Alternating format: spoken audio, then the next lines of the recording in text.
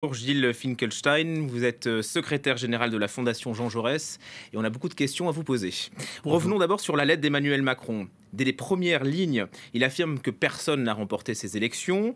La gauche, on vient de l'entendre, s'étrangle. Est-ce un déni démocratique, comme le dit notamment Madame Panot, ou est-ce qu'il est en train de contourner ce vote, ou est-ce que c'est de la lucidité d'Emmanuel Macron? Un peu de déni et un peu de lucidité. Lucidité quand il dit qu'il y a besoin d'avoir un accord large pour bâtir une coalition qui puisse gouverner dans la durée. Et puis déni sur beaucoup de choses. Au-delà du fait qu'il y a évidemment une difficulté à ce que celui qui a créé la situation dans laquelle nous nous trouvons demande aux autres de la résoudre. Mais au-delà de ça, je trouve qu'il y a peut-être trois problèmes. Il y a un problème sur le passé, c'est-à-dire sur la lecture des résultats. Cette idée que personne n'a gagné les élections, formulée comme ça, à la fois n'est pas fausse, mais est une provocation parce que certains ont un peu plus gagné et d'autres ont un peu plus perdu, et notamment le président qui s'est engagé dans cette campagne, qui a provoqué la dissolution pour obtenir une clarification, c'est-à-dire retrouver une cohérence entre la majorité présidentielle et la majorité parlementaire, a perdu. Donc ça, c'est le problème par rapport au passé. Il y a un problème par rapport au présent qui a été peu relevé, c'est à qui cette lettre est adressée. Elle est adressée aux Français et pas au groupe qui compose l'Assemblée nationale, alors que le centre de gravité, comme l'a dit le Premier ministre lui-même, aujourd'hui est à l'Assemblée nationale. Donc ça peut être lu comme une manière de contourner encore une fois les responsables politiques. Et puis il y a enfin, je crois, un problème par rapport à l'avenir, c'est-à-dire le sentiment, et c'est là aussi qu'il y a une part de déni, le sentiment que le président de la République veut une nouvelle fois être l'ordonnateur tonitruant de ce qui se passe, alors que le résultat des élections va conduire mécaniquement à une forme nouvelle, mais à une forme quand même de cohabitation, et donc à une réévaluation du rôle du président de la République. Mais ça veut dire aussi qu'il rejette donc la responsabilité de la situation qu'il a lui-même provoquée sur les autres formations politiques. Quand il dit je déciderai la nomination du Premier ministre lorsque les forces politiques auront bâti une coalition. Lui, finalement, se dédouane de tout blocage. Alors, qu'il se dédouane, en tout cas, le fait qu'il considère que ce n'est pas, si c'est le cas, que ce n'est pas lui qui peut trouver la solution, je pense qu'il a raison. Je pense qu'il n'est pas en situation aujourd'hui et qu'il doit laisser les forces politiques à l'Assemblée essayer de se mettre d'accord, ce qui aujourd'hui est très loin d'être le cas. Après, ça va être difficile pour lui de se dédouaner de la situation parce que, comme je l'ai dit, cette dissolution était évitable. Elle a plongé le pays à la fois dans l'incompréhension et dans l'incertitude et dans l'inquiétude. Et puis là où elle devait créer de la clarification, elle a créé une confusion beaucoup plus forte qu'avant. Et pour en finir avec Emmanuel Macron, est-ce que c'est une manière aussi de renforcer sa stature et de se mettre au-dessus de la mêlée, en quelque sorte, au-dessus des partis politiques? Et on revient, comme vous le disiez, au rôle du président de la République sous la Ve République. Oui, ça, si c'est le cas, c'est très bien, parce que on a assisté. C'est vrai depuis 2017, mais en réalité, c'est vrai depuis l'instauration du quinquennat et le fait que les élections législatives suivent de si près l'élection présidentielle, à une concentration du pouvoir de plus en plus importante pour le président de la République, au-delà de ce que la Constitution prévoit. Donc, un des effets de ce qui s'est passé le 7 juillet dernier, c'est qu'on va revenir à une lecture plus littérale de la Constitution et donc à un nouveau rôle pour le président de la République. Bon, alors, allons-y sur la coalition. La gauche revendique la victoire et donc les clés de Matignon. Pourquoi est-ce qu'ils sont aussi sûrs d'eux? Si la gauche obtient le pouvoir, ils seront forcément soumis à une motion de censure. Vous n'avez pas tort. Et quand je parlais tout à l'heure d'un déni de la part du président de la République, il y a une forme de déni aussi de beaucoup de responsables politiques. Ça m'a frappé depuis le résultat et depuis même les premiers commentaires des résultats de dimanche, les uns et les autres oubliant par qui ils ont été élus, c'est-à-dire très souvent par une partie de leurs adversaires qui, évidemment, ne partageaient pas leur programme. Par un barrage républicain, donc. Par un barrage républicain. Donc, ils ont oublié les causes de leur élection et ils ont, pour beaucoup, oublié de regarder ce qu'était la réalité de cette Assemblée. Et donc, l'idée d'un gouvernement minoritaire, on le voit pour le nouveau Front populaire, mais on l'a entendu avec l'idée d'un gouvernement qui rassemblerait les Républicains et Ensemble. Donc, ces deux idées jumelles d'un gouvernement minoritaire sont autant d'illusions parce que l'une comme l'autre s'appuie sur une base politique qui est une base parlementaire qui est étroite, très étroite, sur une légitimité qui est très faible, et l'une comme l'autre a une échéance de temps qui peut être très rapide, se verrait renversée par une coalition des contraires.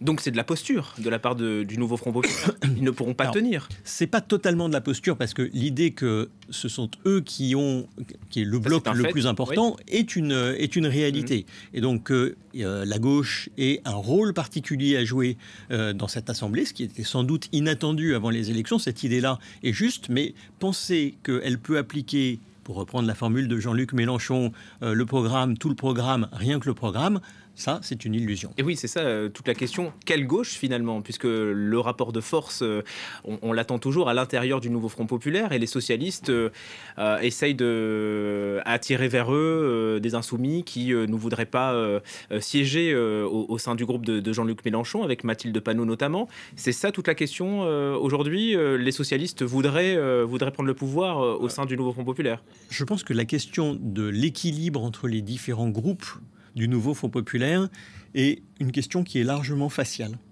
Je pense qu'en réalité, ça ne change pas grand-chose.